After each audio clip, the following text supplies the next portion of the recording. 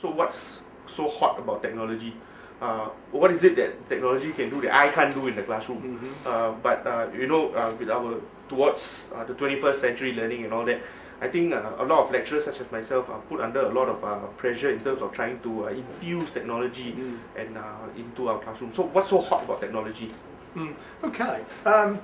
I'll be honest with you, if I go back, say, 15 years, people were talking about technology, the online environment, and it's going to create some massive revolution. And I always sat back and thought to myself,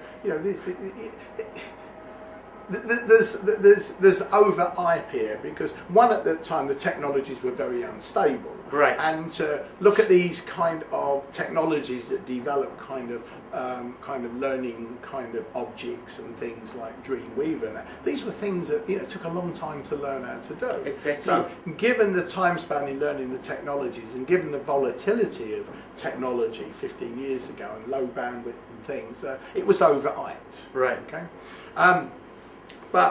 And also, unfortunately, why e-learning has been a relative failure in education, because it's been technology driven. Right. The basic idea, you've had these software engineers, they develop these stuff, and typically they're clever guys, and what they do is they turn simple things into the Mars mission, quite frankly. Right. And in a sense, they can't understand why people don't want to use it. But people are not going to use things where they've got to log in here and they've got to kind of somehow work out how you get into the next thing. Yes. So the whole thing really has not been based on good design. When we talk about what is good pedagogic design, the design of the technologies themselves, in terms of how they've been used, has not been terribly good. It's been cumbersome, it's been difficult, it's not been user friendly. Right. And that's put lecturers off, because lecturers are busy and they think, well, I've got to spend time doing this, it's frustrating, right, and I don't really necessarily see how it's going to add benefits in the classroom. Yeah, exactly.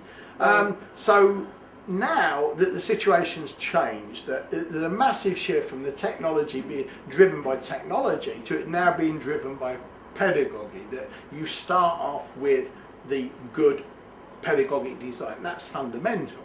Now, all the things that we've discussed prior in the previous videos, and within the resources in this blended learning module. Right. The next thing is, well, you can then start saying, well, okay, now, can a technology, whether it's a PowerPoint slide, whether it's a software program, whether it's a Web 2.0 tool, whatever, does this in some way enhance one or more of these core principles? Does it help us to make the learning more multimodal? And certainly that's one of the big affordances of technology. It's the multimodal capability, the multimedia aspects, that for a student to be learning something, could be learning something about engineering, and instead of just listening to someone talking about it in the class, they can see a video in a plant. Right, okay, now I get it. They can see a dynamic simulation of the system internally. Right. They can talk to other students who are doing similar projects. So they've got this massive sensory experience that they could never get from that. And also,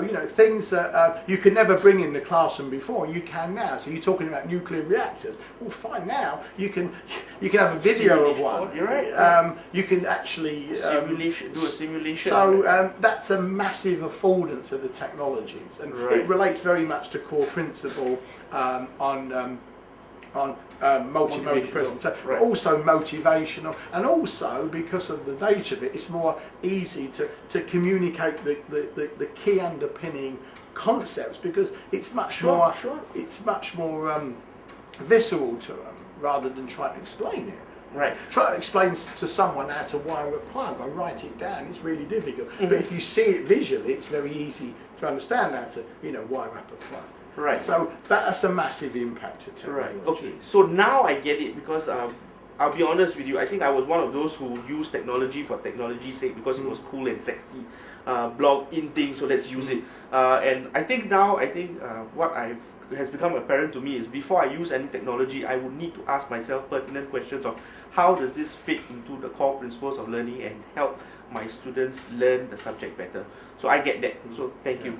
So, the technology can enhance some of the principles, but equally it can violate it. If you have a technology and it's all complicated and the student gets confused, then that has the opposite effect. So the technology, it's not just good or neutral, just like, you know, with good or bad teaching. Good teaching is positive, but bad teaching is not neutral. It actually arms the student's learning because it confuses learning, it makes them feel frustrated, lose self-esteem. So it's not just neutral or positive. The other thing with technology that's a massive affordance that is not fully utilised by many people is the concept of hyperlinking. If you think back, say 30 years ago, I'm in a classroom, I'm stuck by the physical location of that classroom. I can tell stories based on my experience. You know, I've got a bit of chalk, I can draw things on the chalkboard. But now with hyperlinking, I'm able just at a click to say, right, we're going to go here and see this. We're going to go there and read that.